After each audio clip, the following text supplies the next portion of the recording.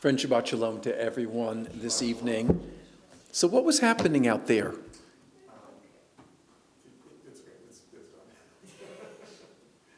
How done is it? It's done. Will I have to done it more after services? Okay. Because a lot of things are going through my mind.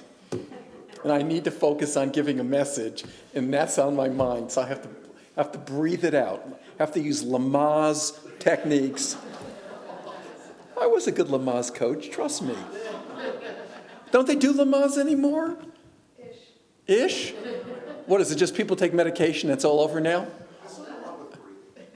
What? They do a lot of breathing stuff. Okay, good. You know, one of the standards that we use to judge a decent person is generosity. A person who's willing to give. And there was an incredible example of this past week. I'm sure many of you caught it. There was this Ruth Gottesman who donated $1 billion to Albert Einstein College of Medicine in the Bronx. And the money will be placed in an endowment, and the income from it will fund free tuition for all students in perpetuity. So anyone who goes to Albert Einstein College of Medicine doesn't have to pay tuition. I bet their applications are beginning to go up. I think I might even apply to medical school. Now, Gottesman was bequeathed her fortune by her husband, Sandy, who was an early investor in Berkshire Hathaway. And I was figuring out, okay, is there enough money for $1 billion? Is it enough? And I don't understand the math, and there are people who know finances better than I do who are in our sanctuary this evening. But the average cost of medical school is how much? $235,827. Now, if that's it, and they have is it enough money? I'm worrying about everything. I don't think $1 billion's enough. If only any of us had $1 billion to do that. Now, generosity in Judaism is one of the foundations of a good and ethical person, and it's referred to as nidivut, generosity. And how do we cultivate generosity? There are many ways, and one of the most important ways is the example that people before us give. If our parents are generous, we tend to want to emulate what they did in life. Now, our Torah portion deals with the idea of generosity in a very interesting way. It turns out not the way you would think it would turn out. So here's the deal. We are at the point in the Torah where there is this review of how the tabernacle was built. And the tabernacle, as you recall, was this kind of sanctuary where sacrifices were brought, and the priests of ancient Israel did various things. And the tabernacle followed the Israelites for 40 years, literally, around the wilderness of Sinai. And the Israelites were commanded to build the tabernacle, just as God had described. In other words, they could be artisans, but they had to follow to the T the architectural design that God gave them. In the Torah, in this portion, it's incredibly boring. But it's interesting that every precise part of the building of the tabernacle is stated in this week's Torah portion and next week's Torah portion, and it's already been taught to us 3 weeks ago and 2 weeks ago. Okay. So Moses calls upon the congregation of Israel to give the raw materials that are necessary for the project. And he also calls upon the talented people, the artisans, who are called upon to do the work that's necessary. But something incredible happens. Let me read it to you and not tell you what happens, and you tell me what happens. So this is the 36th chapter of Exodus, verses 1 through 7. Okay? Let then Bezalel and Aholiab and all the skilled persons whom the Lord has endowed with skill and ability to perform expertly all the tasks connected with the service of the sanctuary carry out all that the Lord has commanded. In other words, let the artisans do what they are called upon to do. And Moses then called Bezalel and Aholiab and every skilled person whom the Lord had endowed with skill, everyone who excelled in ability to undertake the task and carry it out. Everyone who was talented came forward. So they brought over from Moses all the gifts that the Israelites had brought to carry out the task connected with the service of the sanctuary.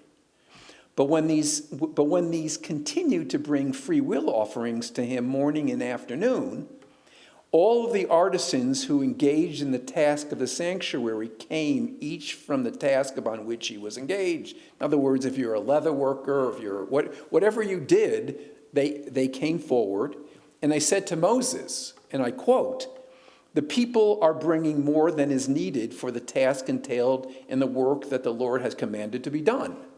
They were giving too much. Moses thereupon had this proclamation made throughout the camp. "Let no man or woman make further efforts towards gifts for the sanctuary." So the people stopped bringing, and their efforts had been more than enough for all the tasks to be done. So I think it's the first time and last time in Jewish history where people were told, don't give anymore. I think that's true let's not beat up on the Jews. I think that's true in general. He said, it must be cut off. And now how do we explain their generosity? Now, some claim it was a way to compensate for the building of the golden calf. They had given all this gold and silver and everything for this unholy purpose. And here they gave for the most exalted project, and so they were kind of compensating for what they had done. And in general, the commentators see the generosity as noble. It showed how open-handed they were. And also showed the integrity of the artisans. What could the artisans have done? They could have taken the extra stuff and, sell it on eBay or something. But they had the integrity to say, we don't need anything more. Tell them not to give. But I read the text very differently. And I see it another way. And I see it as you can't buy your way. You can't buy your Judaism. You can't pay your way to heaven. Your relationship with God is not about money, but about action. And generosity from your bank account has to be balanced by the generosity of your soul. And why was I thinking about that this week? So here's the deal. Leave it. I came to the conclusion, based on preparation I did for a class that I taught last night. There is a community conversion class that exists in the community, and it's some people in our congregation have taken the class. It's a long class. It's many, many, many, many weeks, and the rabbis rotate giving classes on certain things. And my class last night was dealing with the laws of death and burial in Jewish tradition. And as you know, Judaism has this precise choreography for how the body of a person should be handled, the funeral service, how we're called upon to mourn. And one of the traditions that we know is, and we take it very seriously, and members of our congregation take it very seriously, it's a tradition of saying Kaddish, that you say it for a loved one. And according to tradition, if you observe it very meticulously, for a parent, one needs to recite the Kaddish at least once a day for 11 months, and for any other relative for a month. There is the anniversary of the death of a loved one, which is the Yahrzeit, and many of you even here are observing it this evening. There is Yizkor, the memorial service on Yom Kippur and on other holidays. And it is our custom to recite the Yahrzeit on the week of the Yahrzeit in our congregation. Okay, so far so good. But here is a custom that has developed, and in my opinion, is beyond a bad custom.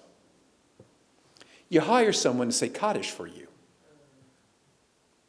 For example, say my mother dies, she's already passed away, and I decided I can't say Kaddish. I guess I'm just too lazy. I pay some stranger to do it. So I said, okay, I've heard about this. I don't know much about it. So, of course, what I did, I Googled it. And here are some opportunities that I hope you never use. Okay, here's one. It's called the organization Emunah, and it's written in a kind of, it's very manipulative. It says, Emunah is here to say Kaddish in Israel for those who need it. In this loving way, you are showing the ultimate care and respect for a departed. You are? Kaddish will be said, listen to this, in Emunah's children's residential home in Israel. So you immediately start thinking of children who are sick. The name of the deceased and date of death will appear on a memorial plaque at the home. Your donation will benefit Emunah Simcha Fund that enhances life cycle milestones for children at risk in our homes and graduates. And you get a daily personalized Kaddish and a memorial plaque in Israel for $1,800. Okay, that's the most expensive one. Here's one, Say Kaddish, and I'm not going to tell you who sponsors this, but how it works is a reliable service for something as significant and personal as honoring the memorial of a loved one with a Kaddish recital. You need to be able to know with confidence that it's being taken care of. Someone's taking care of it for you. And here are the prices. Daily Kaddish in perpetual yurtzeit, $395.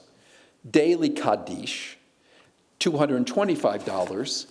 Perpetual yurtzeit, so someone's going to do this in perpetuity, $250. And here is an order form if you want it. And okay, so I'm not trying to be disrespectful. Now, I understand why people do it. They do it for good intentions. I mean, of course. I mean, it's total. The people who spend the money doing this, I've known people who've done this, and I said, it's so well intended, but I think it's a racket to raise funds by people who are being a little bit unscrupulous. And we say Kaddish to show our reverence for a loved one, our connection to them. It's not some kind of magic. We say it out of our recognition that there is a loss and there is pain. You can't do it vicariously. Now, there is an incredibly wonderful book. It's really a masterpiece. It's called The Jewish Way of Death and Mourning by Maurice Lamb, who was a very distinguished rabbi in Southern California, an Orthodox rabbi. And he writes about, everything you'd ever want to know about Jewish practice relating to death and dying, it's here. It's not morbid, it's fascinating. So he has here a really wonderful explanation that says it in a much more articulate way than I can. And the section is called, Is the Kaddish Obligation Transferable? Can I take my obligation and give it to Glenn? That's basically it. Relatives or friends cannot relieve the son, this is an Orthodox thing, but obviously the children of their obligation.